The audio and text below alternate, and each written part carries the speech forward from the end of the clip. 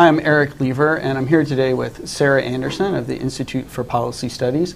Sarah has led a team of experts at the Institute for Policy Studies, along with a partner organization, United for a Fair Economy, and working on presenting a report, Executive Excess 2007. Now in its 14th year, this year they're looking at the staggering social cost of business.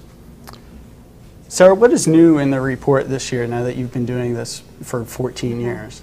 Well, I think what's most new this year is that we're releasing this report in the midst of an unprecedented political debate over what to do about executive pay. There are several bills moving in Congress. We have two leading presidential candidates, Hillary Clinton and Barack Obama, who are denouncing the extreme gap between CEO and worker pay. And by the way, that gap we found in this year's report is now 364 to 1.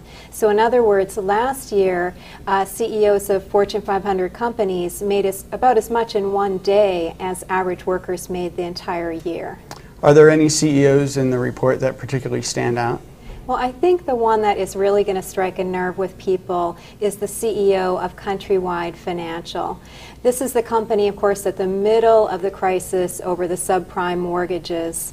A company that has the highest foreclosure rates in 5 years, so thousands of its customers are facing homelessness. Its workers are worried about joblessness because the company is scrambling to avoid bankruptcy. But meanwhile, the CEO of this company is set for life. He made $42.9 million last year. He was the 6th highest paid CEO in the country. And also, since things have started to fall apart, he's been quietly cashing in his stock options, trying to suck as much out of this company as he can.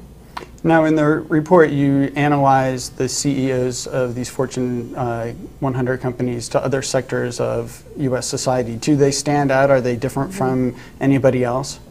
Oh, yes. What their paychecks say is that these guys at the heads of corporate America are hundreds, if not thousands of times more valuable than people in our society who are responsible for educating our youth, protecting our national security, providing basic services, crafting our laws.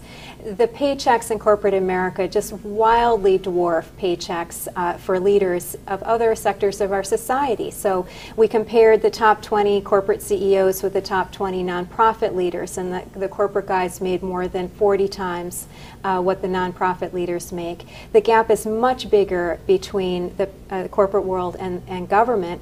They made about 200 times as much as the top 20 leaders in the executive branch of government, in Congress, or in the military. Now, you mentioned that this is becoming an issue in the presidential campaigns. Is anybody in Washington trying to do anything about this? Absolutely. There are some interesting proposals out there. There is a bill that's already passed the House which would give shareholders the right to vote every year on executive pay. There's also a legislative proposal that would get at the tax incentives, the very perverse incentives in our tax code that encourage executive pay. Because right now there's really no limit on how much companies can deduct from their taxes for their executives' compensation.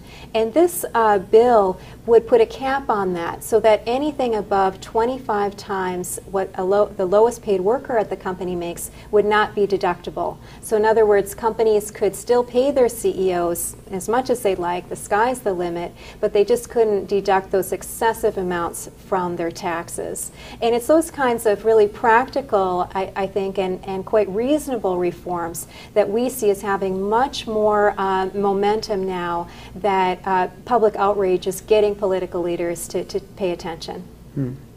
Well, thank you very much. You can find the report Executive Excess 2007 on the website of the Institute for Policy Studies, which is www.ips-dc.org, and also on the website for United for a Fair Economy, which is www.ufe.org.